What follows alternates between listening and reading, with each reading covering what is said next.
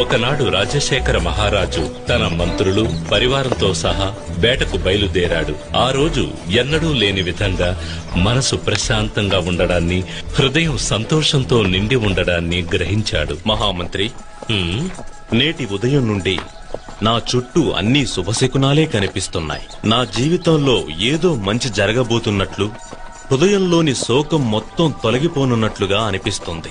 ఆ విధంగా జరిగితే నాకు కూడా ఎంతో సంతోషం మహారాజా. మహారాజు ఎదుట నమ్మకస్తునిలా నటిస్తూ మహారాజు స్థానాన్ని ఆక్రమించాలని కలలు కంటున్న మహామంత్రి వారసుడు లేని రాజ్యం తర్వాత తనకే సొంతమని భావిస్తున్న వేళ ఒక పశువాని గొంతు విని మహారాజు పులకించిపోయాడు. అక్కడ మెడలో మణిమాలతో ఒక బాలుడు కనిపించాడు. ఎవరీ పసివాడు? ఈ బాలుడు ఇక్కడ ఒంటరిగా ఎలా ఉన్నాడు? మానవ సంచారమే లేని ఈ అటవీ ప్రాంతంలో ఈ బాలుణ్ణి ఎవరు వదిలి వెళ్ళుంటారు? హరిహర పుత్రుడైన ఆ కుమారుని మెడలో మణిమాలను అలంకరించి ఒక దైవ కార్యార్థమై పంపానదీ తీరాన ఉంచాడు మహేశ్వరుడు.